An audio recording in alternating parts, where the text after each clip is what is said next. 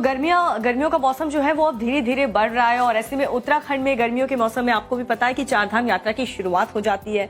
बर्फ पहाड़ों से धीरे धीरे पिघलने लगती है और भगवान को ऊंचे ऊंचे पहाड़ों में पहुंचा दिया जाता है। लेकिन इस बार चारधाम यात्रा सरकार के लिए चुनौती बनी हुई है, क्योंकि जोशीमठ के जो बद्रीनाथ हाईवे है वहां पर दरारें लगातार चौड़ी होती जा रही, गहराती जा रही है और ऐसे में न सिर्फ सरकार बल्कि बीआरओ के लिए भी एक परेशानी का सबब बनी हुई है ये दरारें। देखिए रिपोर्ट। चारधाम यात्रा शुरू होने में करीब 1 महीने का वक्त बचा है, लेकिन बद्रीनाथ नेशनल हाईवे ने चिंताएं बढ़ा रखी हैं। जोशीमठ में नेशनल हाईवे लगातार धंसता जा रहा है। यही मेन रास्ता है जो बद्रीनाथ मंदिर के लिए जाता है और इसकी स्थिति देखिए कि ये राजमार्ग है और राजमार्ग का एक हिस्सा पूरा ये देखिए पूरी सड़क ढह के इधर आ गई है।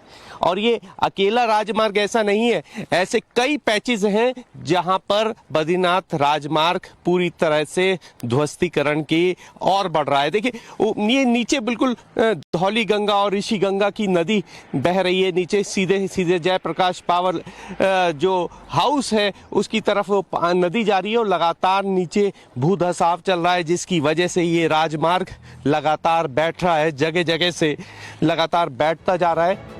पानी रिसकर पहाड़ के अंदर न जाए इसी की कोशिश की जा रही है, लेकिन हाईवे को हो रहे नुकसान को रोक पाना मुश्किल हो रहा है। हाईवे की जो स्थिति है वो बहुत ज़्यादा दयनीय है और राजमार्ग लगातार नीचे धंस रहा है। ये निश्चित तौर पर सरकार के लिए एक बेहद बड़ी चुनौती साबित होने वाला है। देखिए मेरे पीछे ये राजमार्ग का एक हिस्सा पूरा दब गया, लेकिन जो बीआरओ की टीम है वो भी लगातार उन ऐसी सड़कों का इंतजाम कर रही है, इस सड़कों के लिए काम कर रही है। उत्तराखंड के पहाड़ वैसे भी चारधाम यात्रा में कई बार परेशानी खड़ी करते हैं, क्योंकि जब चारधाम यात्रा चलती है दीपिका उस वक्त पहाड़ कई बार दरक जाते हैं, जिससे यात्रा को भी ठप करना पड़ता है। सर एक और बात हिमाचल प्रदेश की करें तो वहां पर भी पहाड़ जो है वो परेशान करें। दरअसल चंबा में हाईवे का एक पहाड़ का बड़ा हिस्सा यहाँ पर माफ कीजिएगा हाईवे का एक बड़ा हिस्सा दरकने लगा है और जिसकी वजह से न सिर्फ हाईवे में बल्कि पानी का जो सप्लाई है उस वजह से लोगों को भी काफी परेशानी हो रही है, क्योंकि पानी का सप्लाई पूरी तरह से ठप हो चुका है। एक रिपोर्ट आपको दिखाते हैं। हिमाचल प्रदेश के चंबा में बड़ा भूस्खलन हुआ। लैंडस्लाइड से 100 मीटर से ज्यादा सड़क पूरी तरह धंस गई। भूस्खलन के चलते चंबा साहू रोड पूरी तरह बंद हो गया।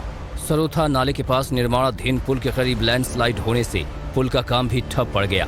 आनन फानन में अधिकारियों ने पहुंचकर हाईवे की मरम्मत का काम कराना शुरू किया, लेकिन 24 घंटे से ज्यादा बीतने के बाद भी हालात जस के तस बने हुए हैं। वो आ रहे हैं और हमारी कोशिश रहेगी कि जल्दी से जल्दी जितना पॉसिबल है अंडर दी रूफ जो हम मैक्सिमम कर सकते हैं, जल्दी से जल्दी इस रास्ते को जो है हम चालू कर सकें। बड़ी मशीनों की मदद से हाईवे को दुरुस्त किया जा रहा है, लेकिन हाईवे के करीब से जा रही पानी की पाइपलाइन भी पूरी तरह टूट गई, जिसके चलते पानी की भी समस्या पैदा हो गई है। एक पाइप जो है वो टूट गई है, तो एक पाइप जो है अभी बची हुई है और हम यही आशा करते हैं जो बची हुई है उससे सप्लाई जो है जो पुरानी लाइन थी वो अभी तक पूरे तरीके से नीचे नहीं आई है, तो उससे जो है पानी की सप्लाई जो अभी शहर के लिए चल रही है। लोक निर्माण विभाग के अलावा जल शक्ति विभाग की टीमें भी काम में दिन रात जुटी हुई हैं। हालांकि हाईवे और पाइपलाइन कब तक दुरुस्त होगी ये कह पाना मुश्किल है। तो देखिए पहाड़ों पर तो लोग इसीलिए जाते हैं ताकि मौसम का लुत्फ उठा सकें, शहर की भागदौड़ से दूर शांति के लिए वहां पर जाते हैं और साथ ही पर्यटन के लिए वहां पर जाते हैं, घूमने फिरने के लिए जाते हैं। लेकिन इस तरीके से पहाड़ों का दरकना एक बहुत बड़ी मुसीबत और लोगों के लिए डर का बन जाता है।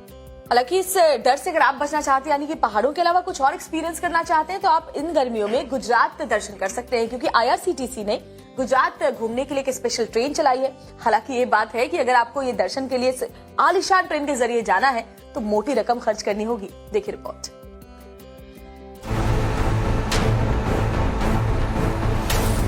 गुजरात के गिर जाकर शेर देखने का मन करे या फिर द्वारकाधीश के दर्शन करना हो तो ट्रेन से शानदार सफर प्लान कर सकते हैं, क्योंकि रेलवे ने गुजरात के पर्यटन स्थलों के दर्शन के लिए super deluxe train Garvi Gujarat चलाई है। रेल मंत्री अश्विनी वैष्णव और केंद्रीय मंत्री पुरुषोत्तम रूपाला ने इसे हरी झंडी दिखाई। अब तक कुल 16 टूरिज्म सर्किट इस भारत गौरव सीरीज में हो चुके हैं और ये आज 17वां सर्किट गरवी गुजरात का सर्किट है। बहुत ही खुशी की बात है। IRCTC एक भारत श्रेष्ठ भारत की तर्ज पर इस ट्रेन का संचालन करेगा। ये ट्रेन दिल्ली के सफदरजंग स्टेशन से चलेगी और 8 दिन की यात्रा के दौरान ट्रेन में पर्यटकों का खास ख्याल रखा जाएगा। ट्रेन में 4 first AC, 2 second AC coach के साथ पेंट्री कार और 2 रेस्टोरेंट भी हैं। सोमनाथ, द्वारका, नागेश्वर, बाइट द्वारका, अहमदाबाद, मोहर, पाटन्स होते हुए फिर दिल्ली को लौटेगी। अगर ट्रेन में किराए की बात करें तो ट्रेन में जो पूरी फर्स्ट AC ट्रेन है उसकी 2 कैटेगरीज की ट्रेनों का क्लास रखा गया है। ट्रेन में एक ट्रिप में 156 लोग सवार हो सकते हैं। अगर किराए की बात करें तो फर्स्ट AC का किराया 74,000 और सेकंड AC का किराया 59,000 रुपए रखा गया है। ये ट्रेन गुजरात के लगभग सभी टूरिज्म सेंटरों को कवर करेगी।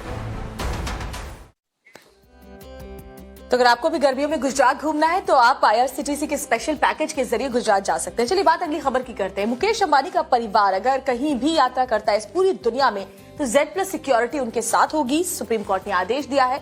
हालांकि जो सिक्योरिटी का खर्च होगा वो अंबानी परिवार खुद उठाएगा। इधर मुकेश अंबानी के घर पर बम की सूचना मिलने से वहां पर हड़कंप मच चुका है। नागपुर में फोन करके मुकेश अंबानी के घर और साथ ही बॉलीवुड के मेगा स्टार अमिताभ बच्चन के घर को बम से उड़ाने की धमकी दी है। पूरी खबर इस रिपोर्ट में आपको दिखाते हैं।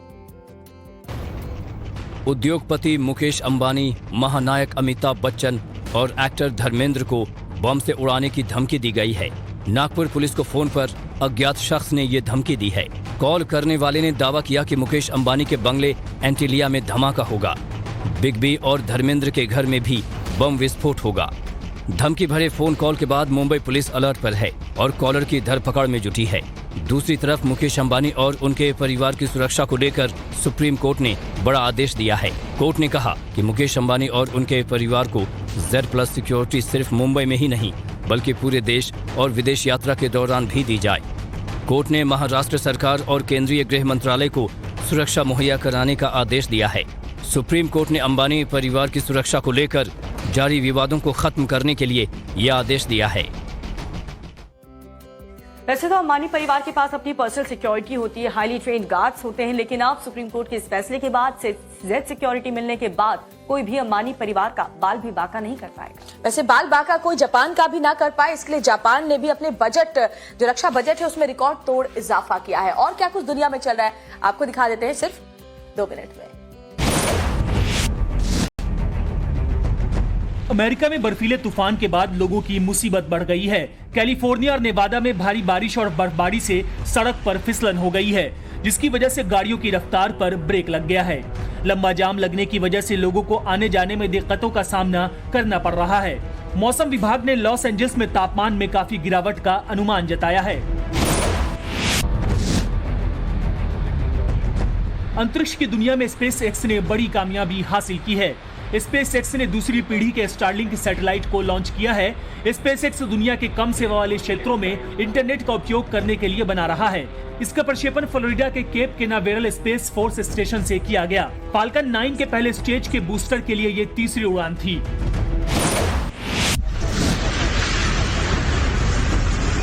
तुर्की में लगातार भूकंप आ रहे हैं। यहाँ 6 फरवरी को आए विनाशकारी भूकंप ने भारी तबाही मचाई थी। उसके बाद से तुर्की में कई बार आफ्टर शॉक आ चुके हैं और एक बार फिर तुर्की का माल्टिया शहर भूकंप के तेज झटकों से हिल गया। एक बिल्डिंग के जमींदोज होने का वीडियो भी काफी वायरल हो रहा है। रिपोर्ट के मुताबिक भूकंप की वजह से 22 इमारतों को नुकसान पहुंचा है।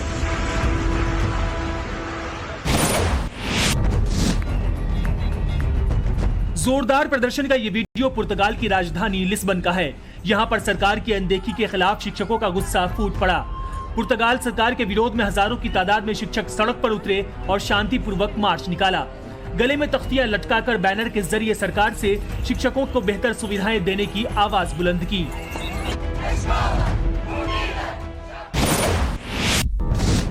चीन से खतरे को देखते हुए जापान ने रक्षा बजट में भारी बढ़ोतरी की है।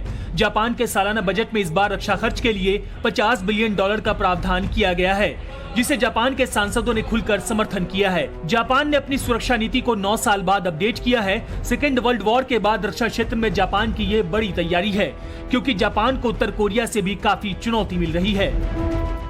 वैसे दीपिका, आज से मार्च की शुरुआत हो गई है और मार्च का महीना आते ही ना मुझे वो 8 मार्च यानी अंतर्राष्ट्रीय महिला दिवस वाली फीलिंग आनी शुरू होती है, क्योंकि महिलाएं कितना कुछ करती है ना अपने घर परिवार के लिए। अगर होम मेकर है या फिर ऑफिस गोअर है, हर रोल में ना सबकी इच्छा का ध्यान रखना खासतौर पर उनका एक बहुत ही प्यारा शौक होता है। किसी को पोहा चाहिए, किसी को प्याज के पराठे चाहिए।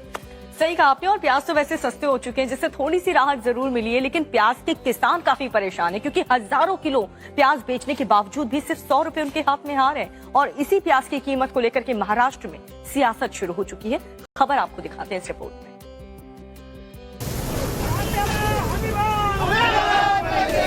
महाराष्ट्र की मंडियों में प्याज 1-2 रुपए किलो बिक रहा है, जिसको लेकर सूबे की सियासत गर्म हो गई है।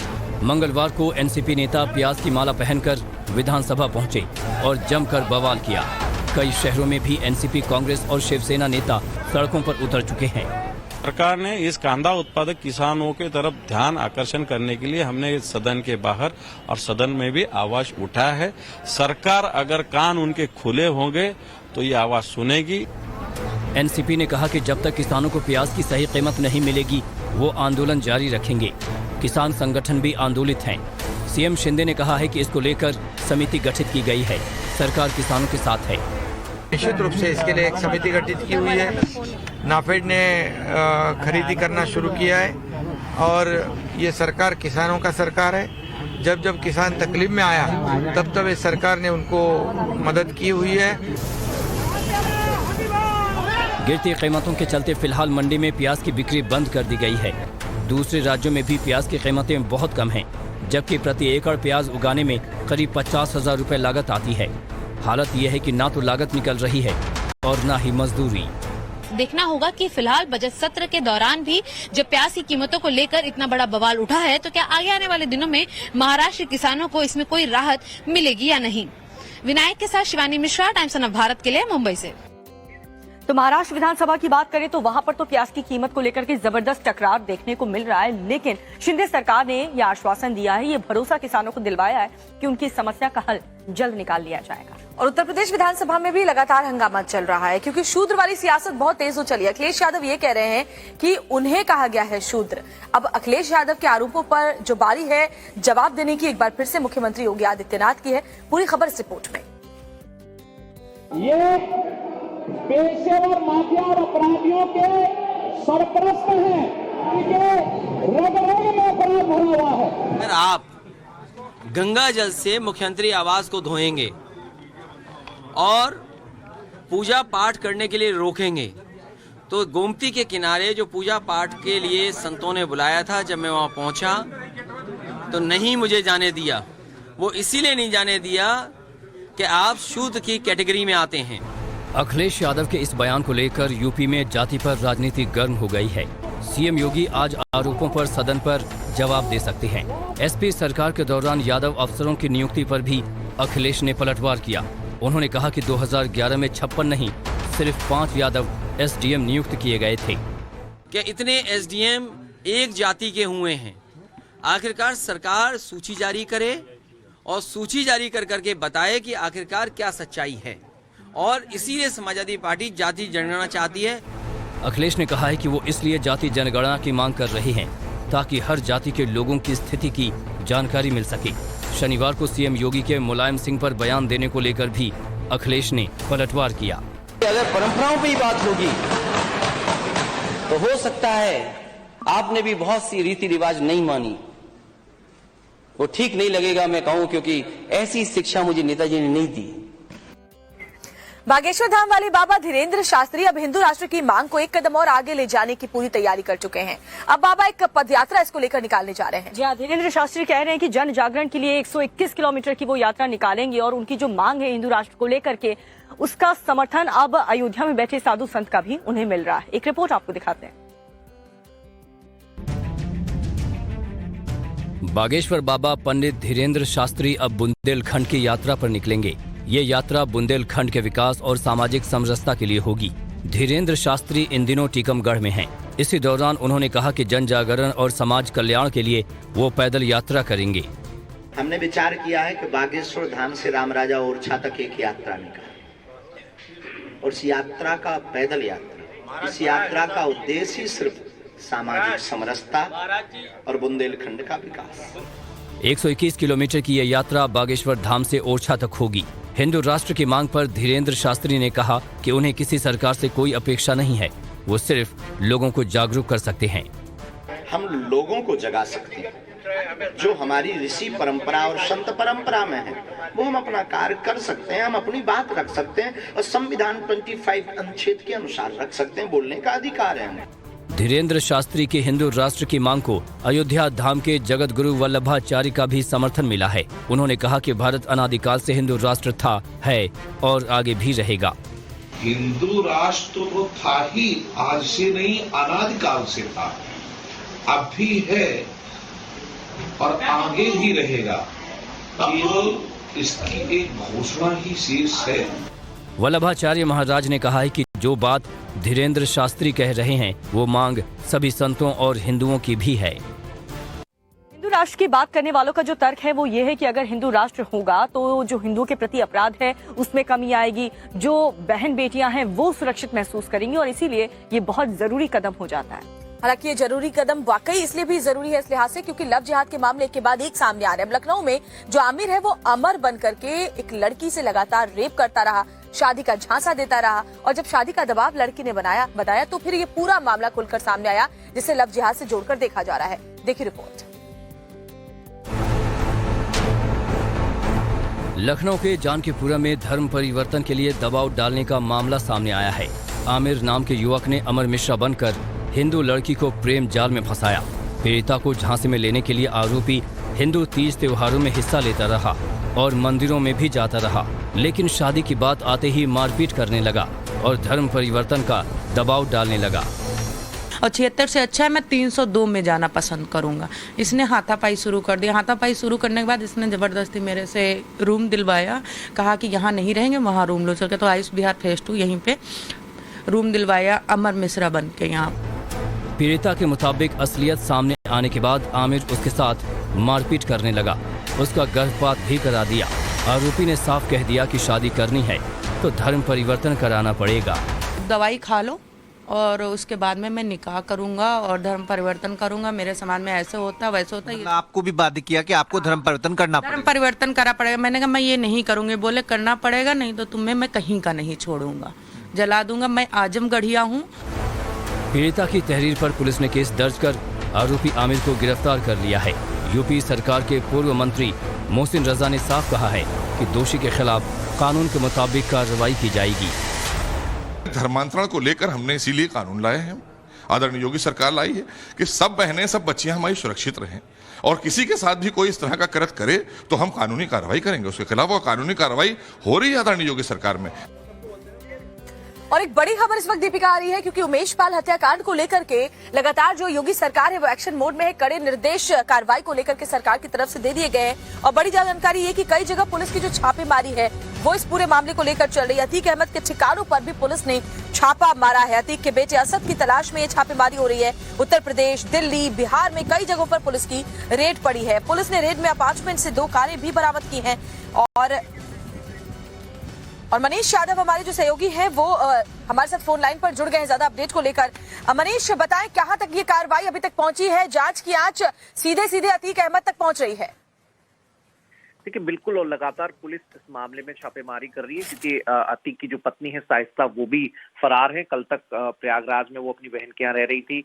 अब धूमनगंज के हादसे के बाद प्रेस कॉन्फ्रेंस भी की, लगातार वकील के माध्यम से कोर्ट में अपील भी करवाई है, अपने बेटों की जान का खतरा बताया है। तो उसकी तलाश में छापेमारी की जा रही है। जो भी नामजद आरोपी हैं, साथ ही जो अज्ञात लोग जो उनके साथ हैं, सहयोगी हैं, शार्प शूटर हैं, उनकी तलाश में ये रेड चल रही है। इसी कड़ी में लखनऊ में देर रात छापेमारी हुई है जिसमें अतीक अहमद का महानगर में फ्लैट बताया जा रहा है, यूनिवर्सल अपार्टमेंट पे। वहां पर पुलिस, प्रयागराज पुलिस और मनीष आगे भी लगातार इस पूरी खबर पर अपडेट हम आगे लेते रहेंगे आपसे। तो उमेश हत्याकांड पर पुलिस क्या कार्रवाई कर रही है, छापेमारी के दौरान क्या कुछ होता है, ये दिन भर की अपडेट आप तक हम पहुंचाते रहेंगे। ऐसी तमाम बड़ी खबरें हैं जो देश और दुनिया में चल रही है, लेकिन फिलहाल देश की जो बड़ी खबरें हैं वो 2 मिनट में आपको दिखाते हैं कि देश में चल क्या रहा है।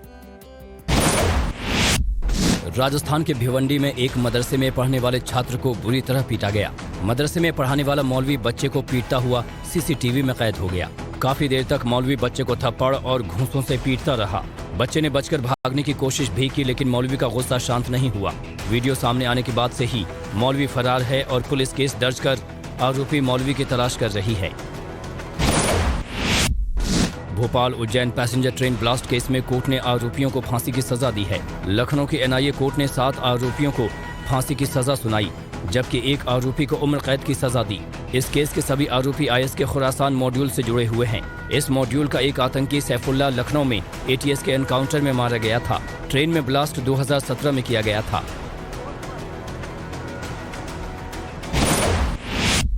वाराणसी में ज्ञानवापी विवाद में आज कोर्ट से बड़ा फैसला आ सकता है। श्रृंगार गौरी की पूजा और ज्ञानवापी मस्जिद में हिंदुओं के प्रवेश से जुड़ी तमाम याचिकाओं को एक साथ क्लब कर सुनवाई करने पर आज कोर्ट अपना फैसला सुना सकता है। एक महिला याचिकाकर्ता ने सभी मामलों की एक साथ सुनवाई की याचिका कोर्ट में लगाई थी। माना जा रहा है कि कोर्ट सभी याचिकाओं को अलग अलग सुनने की बजाय एक साथ सुनने का फैसला सुना सकता है। राजस्थान के सिरोही में सरकारी अस्पताल के टीबी वार्ड में कुत्तों ने एक नवजात को नोच डाला। कुत्तों के हमले से नवजात की मौत हो गई। चंद दिन पहले पैदा हुए बच्चे को डॉक्टरों ने टीबी की शिकायत बताई थी, जिसके बाद बच्चे को अस्पताल में एडमिट किया गया था। बच्चे की मौत के बाद परिजनों का रो रो कर बुरा हाल है। लापरवाही के खिलाफ परिवार अस्पताल के बाहर धरने पर बैठ गया है। विभाग अब पूरे मामले की जांच की बात कह रहा है। पंजाब के गुरदासपुर में 2 पक्षों में जमकर मारपीट और झगड़ा हुआ। इस झगड़े में एक गुट ने दूसरे गुट के व्यक्ति के हाथ की 3 उंगलियां काट दी, जबकि दूसरे शख्स को बुरी तरह पीटकर अधमरा कर दिया। गंभीर हालत में दोनों ही घायलों को अस्पताल में एडमिट कराया गया, जहां से उन्हें अमृतसर रेफर कर दिया गया। पुलिस ने इस मामले में केस दर्ज कर लिया है और आरोपियों की धरपकड़ की जा रही है। पंजाब के जीरकपुर में 2 पक्षों में बड़ा बवाल हो गया। विवाद इतना बढ़ा कि महिलाओं को कार से घसीटने की कोशिश हुई। सीसीटीवी की तस्वीरें पूरी वारदात की गवाही दे रही हैं। तस्वीरों में देखा जा सकता है कि कैसे कार से महिला को रौंदने की कोशिश की जा रही है। महिलाओं पर हमला किया जा रहा है। महिलाओं से धक्का मुक्की की जा रही है। पूरा मामला एकता विहार कॉलोनी का है। बताया जा रहा है कि 1 साल से एक प्लॉट को लेकर बिल्डर और प्लॉट पर रह रहे परिवारों में विवाद चल रहा है। बिल्डर पक्ष की महिलाओं ने डंडों की मदद से मारपीट शुरू कर दी। महिला पर गाड़ी चढ़ाने की कोशिश की गई, जिसके बाद चारों तरफ चीख पुकार मच गई। इसके बाद बिल्डर की कार के रियर मिरर को ईंट से तोड़ दिया गया। दोनों तरफ से महिलाओं में मारपीट हुई। किसी ने डंडे से प्रहार किया तो किसी ने ईंट फेंककर मारने की कोशिश की। इस मारपीट में एक महिला को गिराकर पीटा गया, जिसके सिर में गंभीर चोट आई है। इधर शराब घोटाले पर बीजेपी और आम आदमी पार्टी आमने सामने है और ऐसे में देखना होगा कि आज क्या तस्वीर दिल्ली में नजर आती है। बिल्कुल, और इधर बवाल मचा है मनीष सिसोदिया की गिरफ्तारी को लेकर के, लेकिन बीजेपी मांग कर रही है कि अरविंद केजरीवाल की भी गिरफ्तारी हो। और इसी को लेकर के बीजेपी का आज का पूरा प्लान क्या है, बीजेपी के नेता क्या कुछ करने वाले, एक रिपोर्ट आपको दिखाता है। जब जब धर्म की ग्लानि होगी तब तब ईश्वर किसी न किसी रूप में सामने आएंगे, ऐसे अधर्मियों को समाप्त करने के लिए। दिल्ली के मंत्री और आम आदमी पार्टी में दूसरे नंबर के नेता मनीष सिसोदिया ने मंत्री पद से इस्तीफा दिया, तो कुछ इस अंदाज में बीजेपी ने आम आदमी पार्टी पर कटाक्ष किया। सिसोदिया के 18 विभागों को 2 मंत्रियों में बांट दिया गया। कैलाश गहलोत अब वित्त मंत्रालय का प्रभार संभालेंगे। इसके अलावा प्लानिंग, पीडब्ल्यूडी और ऊर्जा मंत्रालय भी कैलाश गहलोत को दिया गया है। गृह मंत्रालय, जल मंत्रालय और बाढ़ नियंत्रण भी कैलाश गहलोत की जिम्मेदारी होगी। राजकुमार आनंद को शिक्षा, जमीन और बिल्डिंग के साथ ही विजिलेंस मंत्रालय भी दिया गया है। पर्यटन, लेबर, रोजगार और स्वास्थ्य मंत्रालय भी राजकुमार आनंद ही संभालेंगे। सिसोदिया ने इस्तीफा दिया तो तिहाड़ जेल में बंद सत्येंद्र जैन को भी इस्तीफा देना पड़ा। सिसोदिया ने तो ऐलान किया कि निर्दोष साबित होने तक मंत्री पद ग्रहण नहीं करेंगे। तो एक प्रैक्टिकल डिफिकल्टी है कि इतने सारे महकमों को अगर नहीं चलाया जाएगा तो दिल्ली के लोगों के काम रुकेंगे, G20 का काम रुकेगा और सबसे नजदीकी तो बजट का काम रुकेगा। इसलिए जो है ये फैसला किया गया, उन लोगों ने अपना इस्तीफा दिया। आखिरकार दिल्ली की जनता की ये बड़ी जीत हुई है। दोनों भ्रष्ट मंत्रियों को, मनीष सिसोदिया और सत्येंद्र जैन को कैबिनेट से हटना पड़ा है और जो दबाव लगातार हम लोग डाल रहे थे कि भ्रष्टाचारी मंत्रियों को कैबिनेट से बाहर करो, मनीष सिसोदिया और सत्येंद्र जैन का इस्तीफा लो, और दिल्ली की जो सरकार ठप्प करके बैठे अरविंद केजरीवाल, जेल से जो सरकार चलाने का पाप किया जा रहा था उसको तुरंत बंद करना चाहिए। आज दो भ्रष्टाचारी मनीष सिसोदिया और सत्येंद्र जैन कैबिनेट से बाहर कर दिए गए हैं। ये दिल्ली की जनता की जीत है, दिल्ली की माताओं और बहनों की जीत है, और दिल्ली के साथ लूट करने वाले, धोखा करने वाले लोगों को कभी माफ नहीं किया जाएगा। उस न्याय की प्रक्रिया की शुरुआत है। इधर बीजेपी एक कदम और आगे बढ़ गई है और आज दिल्ली में जगह जगह प्रदर्शन कर केजरीवाल का इस्तीफा मांगने की तैयारी में है। तो शराब घोटाले को लेकर के आम आदमी पार्टी और बीजेपी तो आमने सामने है, लेकिन बात करें कांग्रेस पार्टी की तो वो इस पूरे मामले में सियासत नहीं खोज पा रहे, क्योंकि कांग्रेस पूरी तरीके से कंफ्यूज नजर आ रही है। दरअसल कांग्रेस के कुछ नेता तो ये कह रहे हैं कि वाकई शराब नीति घोटाले में जो कार्रवाई हुई है वो सही है, तो कुछ नेता इसे बीजेपी का सरकारी एजेंसियों को दुरुपयोग एक बार फिर से बता रहे हैं। ऐसे में पूरी खबर क्या है आपको इस रिपोर्ट में दिखा देते हैं। दिल्ली के आबकारी मंत्री मनीष सिसोदिया सीबीआई की हिरासत में हैं। आम आदमी पार्टी सड़क पर संग्राम कर रही है, बीजेपी के खिलाफ मोर्चा खोले बैठी है, लेकिन कांग्रेस कंफ्यूज दिख रही है। कांग्रेस समझ नहीं पा रही कि आम आदमी पार्टी का समर्थन करे या बीजेपी का विरोध।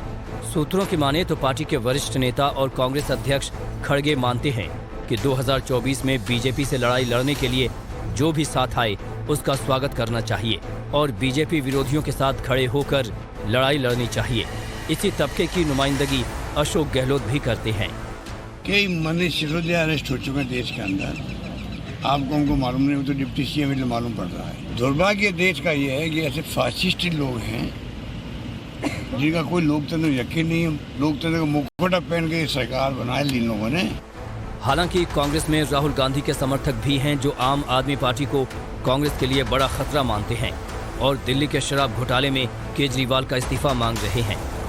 जो भी लोग मनीष सिसोदिया से जरा से भी हमदर्दी रख रहे हैं, उन सभी लोगों से मैं कहना चाहता हूं कि वो इस बात को समझ लें कि ये सीधे के सीधे ओपन एंड शट भ्रष्टाचार का मामला है और ये बहुत बड़ा दिल्ली के अंदर शराब का, लिकर का स्कैम हुआ है। इसको उस तरीके से देखना चाहिए। आज इस्तीफा भी हुआ है, ये इस्तीफा पहले हो जाना चाहिए था, लेकिन आज हुआ। चलो देर से आए दुरुस्त आए, फिर भी कहता हूं, लेकिन अब जांच का दायरा आगे बढ़ेगा। अरविंद को पता है कि अरविंद की तरफ ये जांच आगे बढ़ेगी। कहना चाहता हूं, अरविंद को भी नैतिकता के आधार पर इस्तीफा देना चाहिए। कांग्रेस की परेशानी ये भी है कि सहयोगी भी आम आदमी पार्टी के समर्थन में हैं।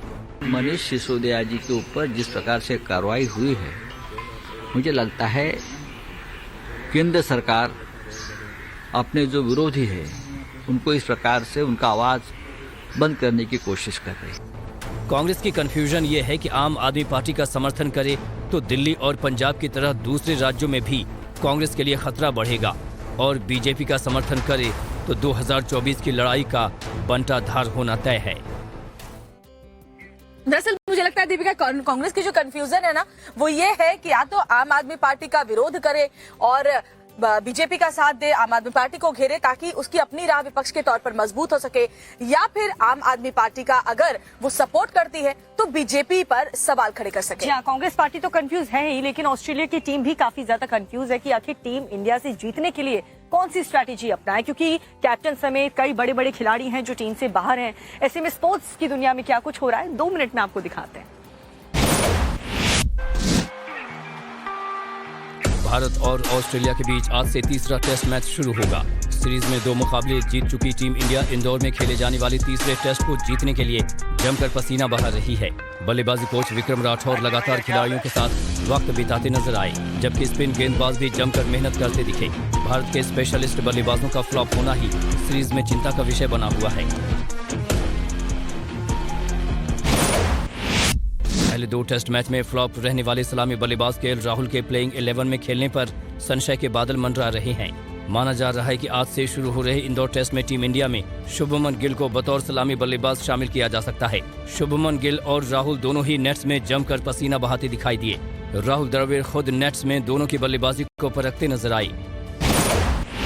Team India Indore test match जीतकर वर्ल्ड टेस्ट चैंपियनशिप के फाइनल में पहुंचने की पूरी कोशिश करेगी।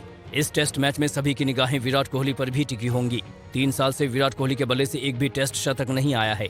पहले 2 मैच में भी विराट कोहली पूरी तरह फ्लॉप रहे हैं। 3 साल में विराट कोहली का बल्लेबाजी औसत भी 55 से गिरकर 48 पर पहुंच चुका है। कोहली का आउट ऑफ फॉर्म होना इंडिया के लिए चिंता की बात है। इंदौर टेस्ट में ऑस्ट्रेलिया की मुसीबत भी बढ़ गई है। चोटिल डेविड वार्नर और जोश हेजलवुड ऑस्ट्रेलिया वापस लौट चुके हैं, जबकि कप्तान पैट कमिंस भी तीसरे टेस्ट के लिए मौजूद नहीं है। ऐसे में स्टीव स्मिथ को तीसरे टेस्ट के लिए ऑस्ट्रेलिया का कप्तान बनाया गया है। माना जा रहा है कि टीम में ऑलराउंडर कैमरून ग्रीन की वापसी हो सकती है। मुंबई इंडियंस के स्टार प्लेयर जसप्रीत बुमराह अगले आईपीएल के लिए टीम में शामिल नहीं हो पाएंगे।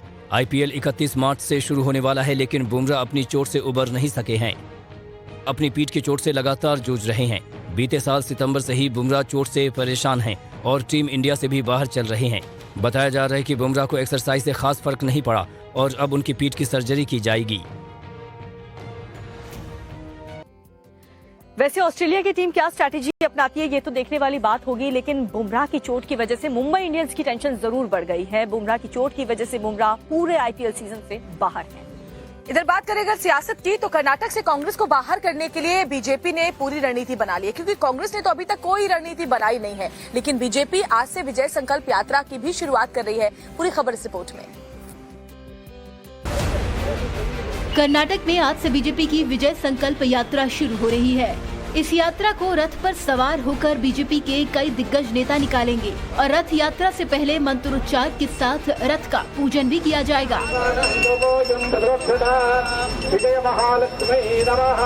कर्नाटका चुनाव के लिए बीजेपी अपनी विजय संकल्प यात्रा की शुरुआत बुधवार से कर रही है, जिसकी शुरुआत खुद अध्यक्ष जेपी नड्डा करेंगे। और उससे पहले बेंगलुरु के बीजेपी दफ्तर की तस्वीरें आप देख सकते हैं, जहां पर बीजेपी के लिए जो विशेष बस की तैयारी की गई है, उसे इस तरह से तैयार किया गया है कि संकल्प यात्रा के दौरान तमाम जो नेता है वो यहाँ से जनता को संबोधित कर पाएंगे। और इस बस को चामराजनगर भेजने से पहले यहाँ पर आप देख सकते हैं कि तमाम पंडित जो है वो पूजा अर्चना कर रहे हैं। मैसूर के चामुंडा देवी मंदिर में पूजा के बाद जेपी नड्डा विजय संकल्प यात्रा की शुरुआत करेंगे।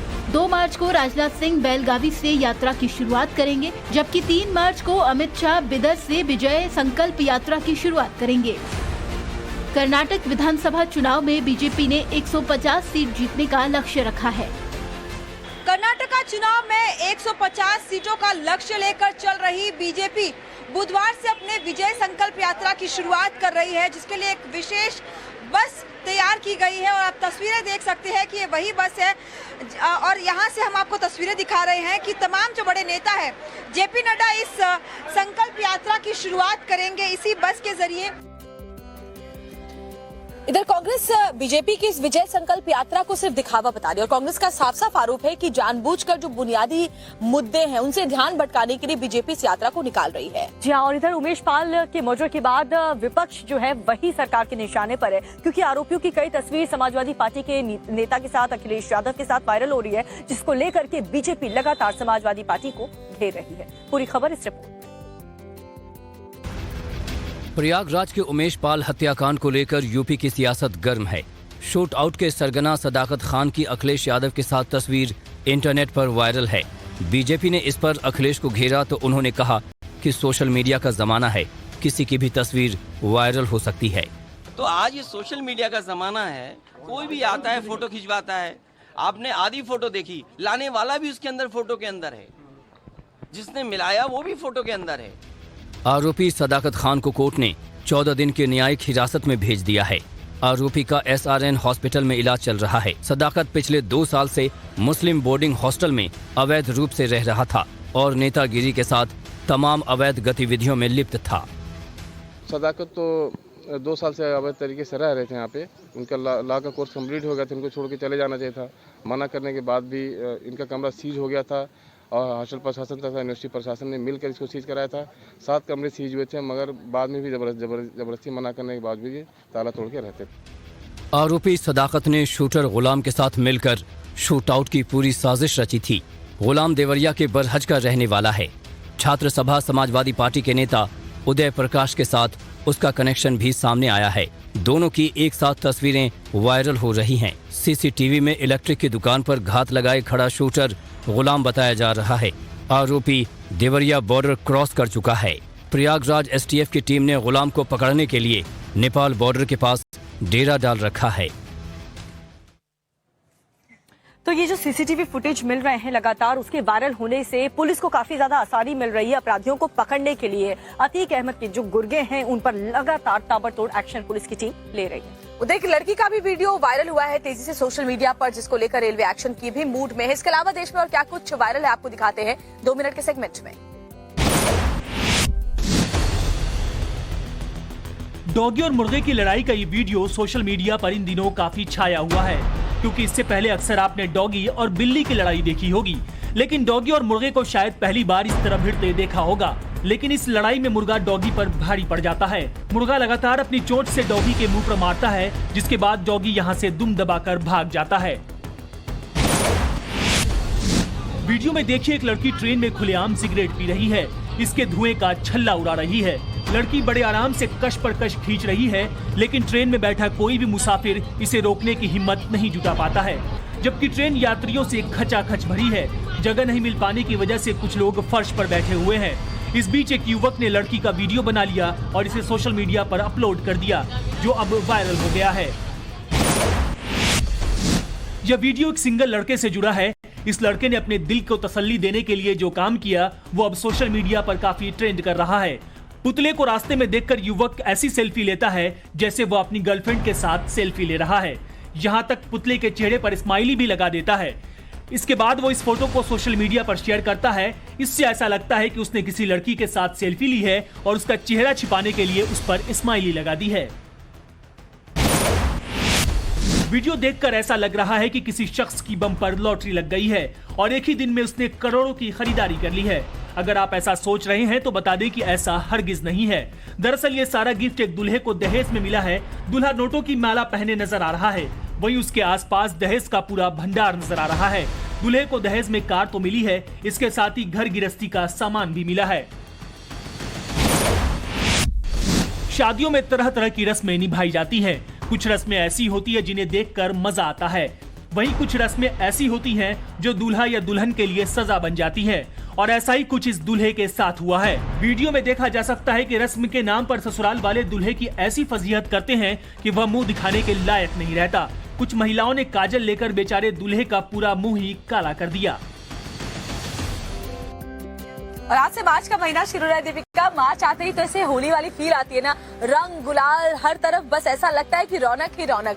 और मथुरा में तो जमकर रंग खेला जा रहा है। जी हाँ, बात करें बरसाने की तो गोपियां डंडों से नंदगांव के हुरियारों का स्वागत कर रही है। हर्षोल्लास से भरी ये रिपोर्ट आपको दिखाते हैं। आप देखिए होली के कुछ नए रंग।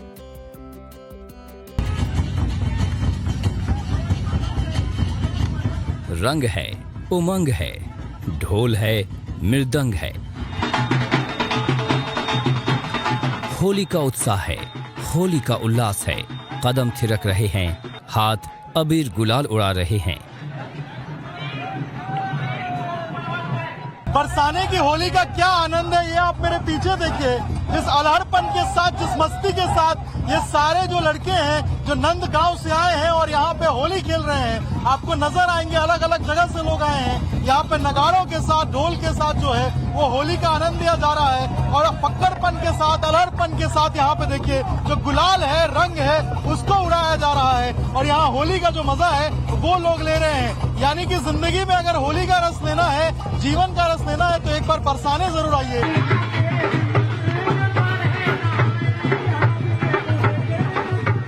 रसिया गाए जा रहे हैं, रस लुटाया जा रहा है। होली का रस रंग ऐसा है कि हर कोई सराबोर होता जा रहा है। बरसाने में लठमार होली शुरू हो चुकी है।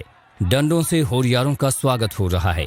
नंदगांव से पहुंचे युवाओं पर डंडों की बौछार हो रही है। लठ जो है वो एक तरीके का आशीर्वाद होता है।